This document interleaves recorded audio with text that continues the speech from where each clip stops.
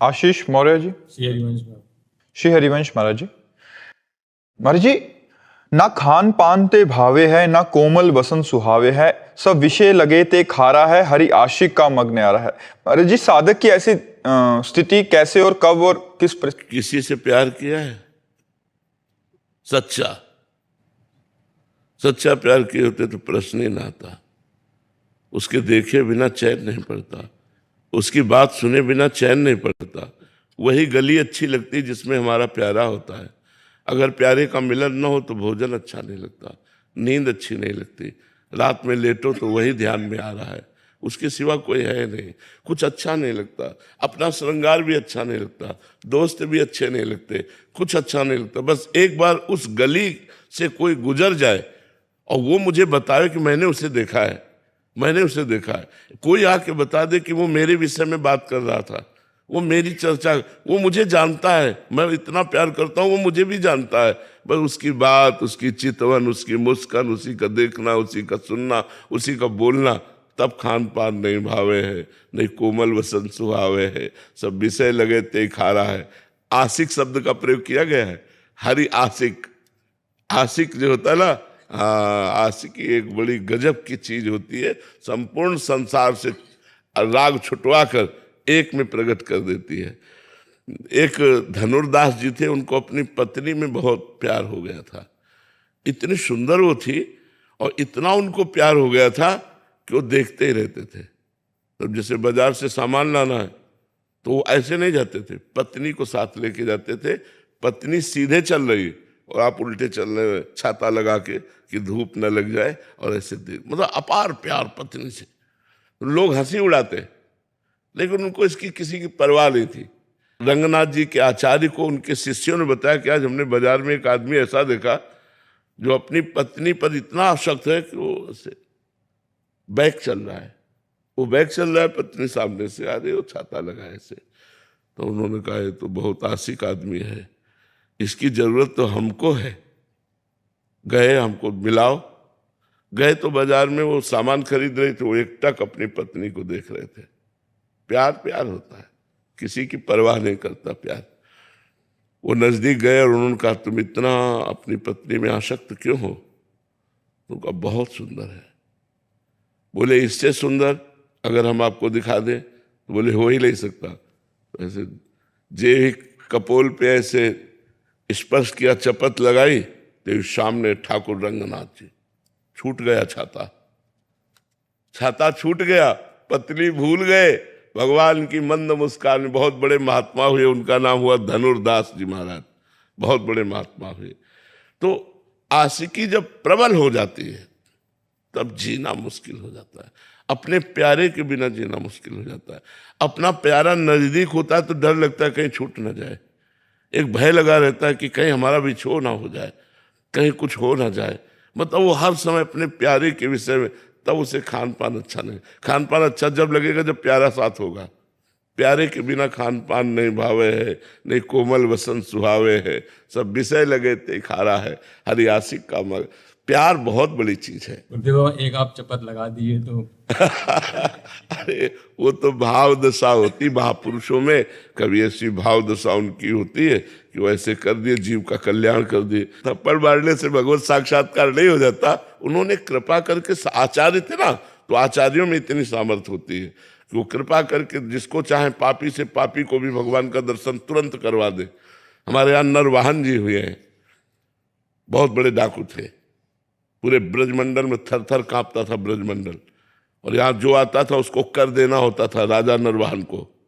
तो हरिवंश महाप्रभु राधा वल्लभ जी को लेकर जब वृंदावन आए तो मदन टेर पे विराजमान हुए, और ये सूचना उनके सेवकों ने, नरवाहन के सेवकों ने दी, और उन्होंने बताया कि ऐसे महापुरुष हैं कि हमारी हिम्मत ही नहीं कि मैं कर मांग लूँ उनसे। बहुत सुंदर हरिवंश महाप्रभु थे, बड़े तेजस्वी महाप्रभु थे। सेवक जी ने वर्णन किया है, अतुलित रस बरसत सदा सुख निधान बनवास, अद्भुत महिमा महि प्रगट सुंदरता की रास, सुंदरता की रास कनक दुति देह रुचि, बारिज बदन प्रसन्न हास मधुरंग सुचि, शुभ्रु सुष्टु ललाट पट सुंदर कर्णम, नयन कृपा अवलोक प्रणत जन आरति हरणम। इतना सुंदर स्वरूप और करुणा करके देख ले तो जीव निहाल हो जाए। तो बोले हमारी हिम्मत ही नहीं पड़ी कि हम कर मांगे। तो नरवाहन जी ने कहा कि मैं जाता हूं देखता हूं। तो वो मतलब महाप्रभु के प्रति चले तो हृदय में एक अलौकिक आनंद। तो उनकी हिम्मत नहीं पड़ी कि वो सामने जाए। झरोखे से देखा कि महाप्रभु राधा वल्लभ जी का श्रृंगार कर रहे। कभी किसी को प्रणाम नहीं किया था, बस प्रणाम किया और मन से हरिवंश महाप्रभु को गुरु माना और राधा वल्लभ जी को इष्ट माना और जपने लगे राधा वल्लभ श्री हरिवंश राधा। ये महापुरुषों का चमत्कार, राधा वल्लभ श्री हरिवंश, राधा वल्लभ श्री हरिवंश। इधर एक यमुना जी से ही व्यापार चलता रहता था पहले, बड़ी बड़ी नावों में, जल जहाजों से। तो यमुना जी से एक व्यापारी जा रहा था, जैनी, करोड़ों असरफियों का व्यापारी था वो, स्वर्ण आदि का सब।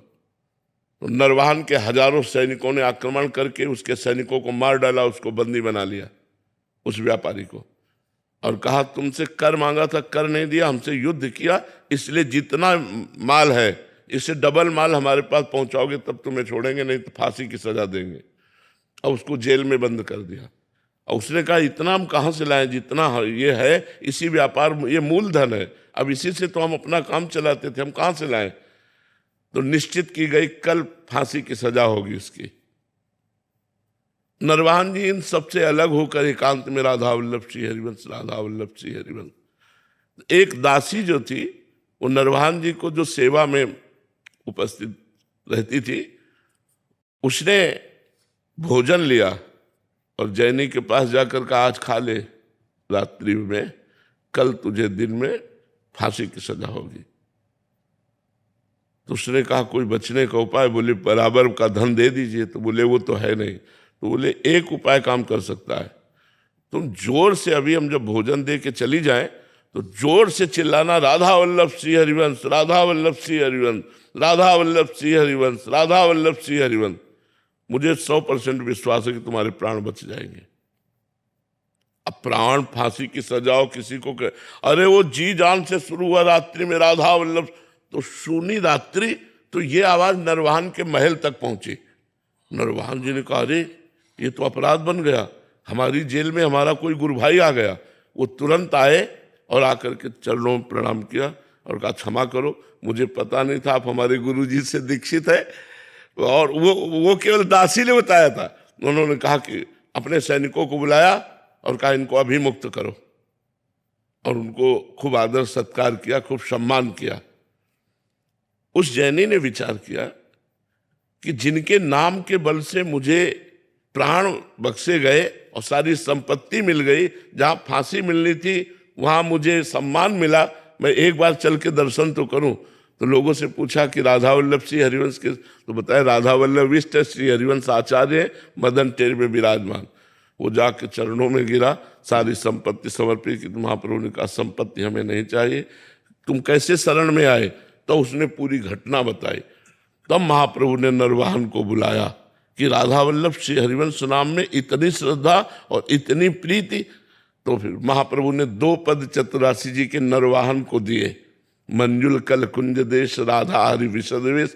एक ये है और एक है चल ही राधिके सुजान तेरे हित सुख निदान। इस पद में महाप्रभु साक्षात प्रियालाल का दर्शन नरवाहन को कराते हैं। नरवाहन प्रभु निहार लोचन भरी घोषणा। नरवाहन प्रभु सुकेली बहु, वो पहले पद में है। ये दूसरे पद में जो 12वां पद है, नरवाहन प्रभु निहार लोचन भरी घोषणार, नखसिक सौंदर्य काम दुख निकंदनी, बिलसो भुज ग्रीव मेली, भामिनी सुख सिंधु झेली, नौ निकुंज श्याम केली जगत बंदनी। महाप्रभु ने आचार्य है, वो आचार्य कृपा करे तो घोर पापी को भी साक्षात प्रियालाल का दर्शन करा दे। ये आचार्य की महिमा होती है।